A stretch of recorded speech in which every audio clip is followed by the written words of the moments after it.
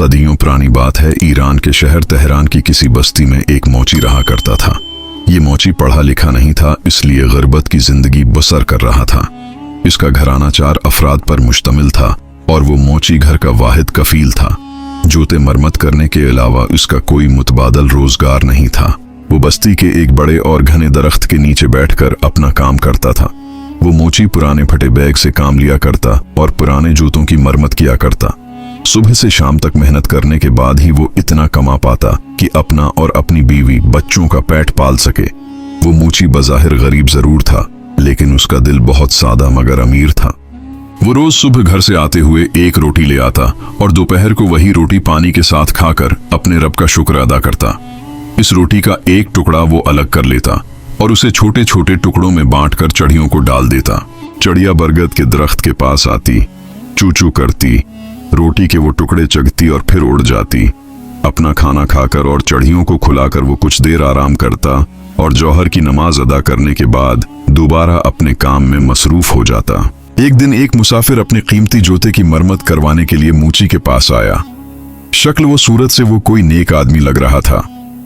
उस वक्त मोची रोटी खा चुका था और उसके टुकड़े चिड़ियों को खिला रहा था। मुसाफिर ने यह मंजर देखा कि खश्क सूखी रोटी में भी मोची ने चिड़ियों के लिए एक टुकड़ा बचा रखा है और फिर हाथ जोड़कर अल्लाह का शुक्र भी अदा कर रहा है। तो वो उस मोची की सखावत और दरिया दिल्ली देखकर बहुत मुतासिर हुआ। मुसाफिर ने कहा, बाबा जी, आप खश्क रोटी खाकर भी रब का शुक्र अदा करते हो। हालांकि इस दुनिया में बहुत से लोग बेहतरीन खाने खाकर भी शुक्र अदा नहीं करते, और आप तो इस रोटी का आधा हिस्सा उन चिड़ियों को भी दे देते हो। मोची जवाब देते हुए बोला, मैं गरीब तो हूं, मगर फिर भी किसी अमीर से कम नहीं हूं। रब ने मुझे सबसे बड़ी दौलत यानी सेहत अता की है। अगर सेहत ना हो तो इंसान सब कुछ होते हुए भी कुछ खा नहीं सकता। मेरे हाथ पांव सलामत हैं, मैं काम कर सकता हूं, और फिर सब्र की दौलत भी मेरे पास है, तो मैं अपने रब का शुक्र अदा क्यों ना करूं। ये चिड़िया मेरी पड़ोसने हैं, उनका भी हक है। मैं उनका हक रोटी के एक नवाले से अदा करता हूं, और ऐसा करने से मेरा कुछ नहीं बिगड़ता, बल्कि उनकी चहचहाहट सुनकर मेरा हौसला बढ़ जाता है। मुसाफिर ये सुनकर बहुत खुश हुआ। उसने कुरान की कुछ आयात पढ़ी। मोची ने वो तमाम आयात अदब व एहतराम से सुनी और कहा, इन आयात का मतलब मुझे भी समझा दें। मुसाफिर ने कहा, इन आयात का मतलब यह है कि ए अल्लाह, बादशाही का मालिक सिर्फ तो ही है। तो जिसे चाहे सल्तनत और इज्जत दे, जिसे चाहे जिल्लत दे, भलाई सिर्फ तेरे ही हाथ में है। बलाशबा तो हर चीज पर कादिर है। मोची ने मुसाफिर के जूते की मरम्मत करते हुए कहा, बेटा, मैं तुमसे मजदूरी नहीं लूंगा, बस तुम मुझे कुछ आयात ज़बानी याद करवा दो ताकि मैं उन्हें याद करूं और अपनी ज़बान से पढ़ता रहूं। चंद ही लम्हों में मुसाफिर ने मोची को वो आयात याद करवाएं, फिर सलाम करके रुखसत हो गया। मुसाफिर के जाने के बाद मोची वो आयात मुसलसल पढ़ता रहा, जिनसे उसे बेहद मोहब्बत हो गई। अब वो आयात हर वक्त उसकी ज़बान पर रहती। जब भी वो चिड़ियों की चहचहाहट सुनता, वो मुस्कुरा कर कहता, वाह भाई वाह, तुम्हें भी आयात याद हो गई। इसी तरह कई दिन गुजर गए, मगर अब अचानक मोची पर एक मुसीबत आ पड़ी। कई दिनों से कोई भी जौता मरम्मत के लिए नहीं आया और न ही किसी गाहक ने मोची की तरफ चक्कर लगाया। बेचारा मोची के पास कुछ ही पैसे बचे थे। वो बाजार गया और उनसे आटा खरीद लिया और चंद दिनों के खाने का बंदोबस्त हो गया। वो रोज अपने काम पर जाता, इस बुरगुद के दरख्त के नीचे बैठा रहता।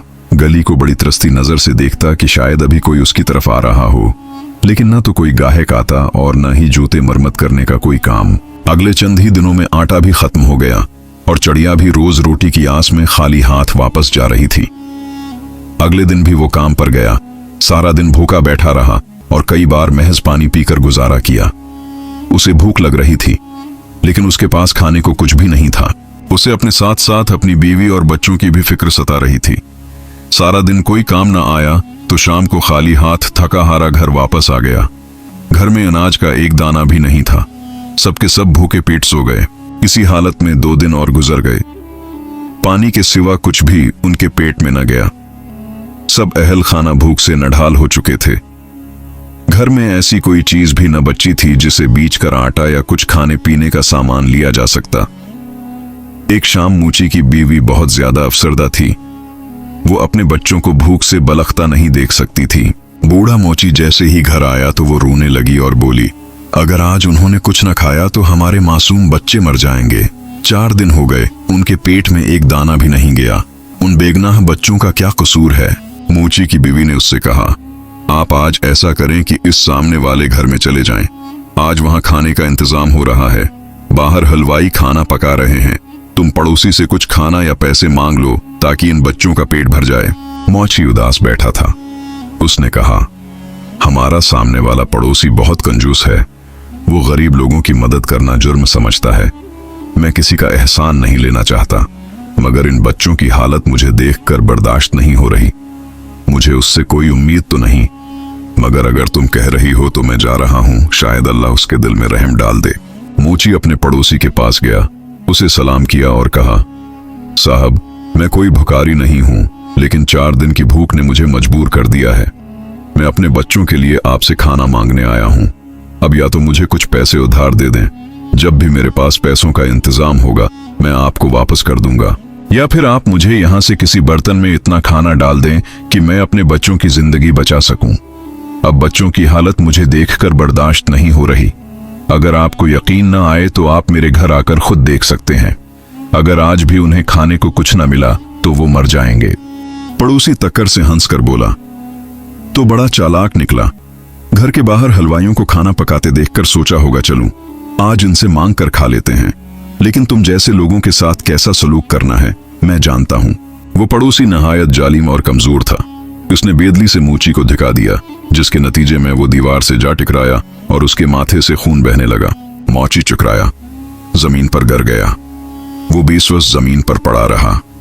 न उसमें इतनी ताकत थी कि वो अपने जालिम पड़ोसी से लड़ सके, ना कोई सहारा था जो उसे उठा ले। वो बेबस जमीन पर पड़ा था। यही वो लम्हा होता है जब इंसान को अल्लाह सबसे ज्यादा याद आता है। जब वो हर दर से धत्कार दिया जाता है तो पीछे सिर्फ इसी अल्लाह का दर बचता है। उसने आसमान की तरफ देखा और आहिस्ता से कहा, या अल्लाह, मैंने कभी किसी का हक नहीं मारा, कभी किसी के आगे हाथ नहीं बढ़ाया, लेकिन आज अपने बच्चों की खातिर तेरे एक बंदे के आगे झुकना पड़ा। मगर दौलत के गुरूर में उसने भी मुझे जलील कर दिया। मगर मैं जानता हूं तो सब कुछ देख रहा है। मूची लड़खड़ाता हुआ उठा तो उसके पड़ोसी के नौकरों ने उसे धक्के मारकर वहां से बाहर फेंक दिया। वो बेचारा एक दफा फिर से गिर गया। बड़ी मुश्किल से उठा और आहिस्ता आहिस्ता गली में चलने लगा। लेकिन वो इस हालत में घर नहीं जाना चाहता था। उसका माथा दीवार से टकराने की वजह से बुरी तरह जख्मी हो चुका था। खैर, जैसे तीसे करके लड़खड़ाते हुए वो गली में चलता रहा। कुछ देर चलने के बाद सामने उसे एक मस्जिद दिखाई दी तो वो मस्जिद की तरफ चल पड़ा। जब वो मस्जिद पहुंचा तो सबसे पहले अपने कपड़ों से गर्द झाड़कर अपने माथे के जख्म को साफ किया और मुश्किल से वजू करके नमाज पढ़ने में मशगूल हो गया। नमाज अदा करने के बाद वो रब के हुजूर रोने लगा और आंसुओं के साथ अपने गुनाहों की माफी मांगने लगा। वो रोता रहा और रोते रोते वही आयात दोहराने लगा जो उसे इस मुसाफिर ने याद करवा दी थी। ऐ अल्लाह, बादशाही का मालिक तो ही है, तो जिसे चाहे इज्जत देता है, जिसे चाहे जिल्लत देता है, और तो हर चीज पर कुदरत रखने वाला है। इतने में मस्जिद में एक आदमी आया। जब उसने मूची की जबान से ये अल्फाज सुने तो उसके दिल पर गहरा असर हुआ। वो भी वहीं नमाज पढ़ने लगा। नमाज अदा करने के बाद उसने मूची को सलाम किया और कहा, मैं एक ताजिर हूँ। मैं उस शहर में अपना सामान लेकर आया हूँ, लेकिन जब मैं यहाँ पहुंचा तो मेरे साथी का इंतकाल हो गया। अब मुझे एक नया साथी चाहिए। तो भी अल्लाह के घर में है और मैं भी। अगर तू मेरे साथ काम करेगा तो मैं तुझे तेरा पूरा हक दूंगा, लेकिन तू वादा कर कि ईमानदारी से काम करेगा। मूची ने रब का शुक्र अदा किया क्योंकि रब ने उसकी दुआ सुन ली थी। मूची ने उस ताजिर के साथ काम करने में रजामंदी दी। फिर उस आदमी ने मूची को कुछ रकम दी और कहा, ये तुम कुछ पैसे रख लो, तुम मुझे मोहताज लग रहे हो, हम कल से ही काम शुरू करेंगे। मूची ने उससे पैसे लिए और उन पैसों से कुछ खाने का सामान खरीद कर घर ले गया। सबने मिलकर खाना खाया और अल्लाह का शुक्र अदा किया। अगले दिन मूची ने ताजिर के साथ काम शुरू कर दिया। इस ताजिर ने बाजार में एक दुकान किराया पर ली। वो ताजिर दूसरे शहर से चमड़े का माल लाता और इस दुकान में रख देता।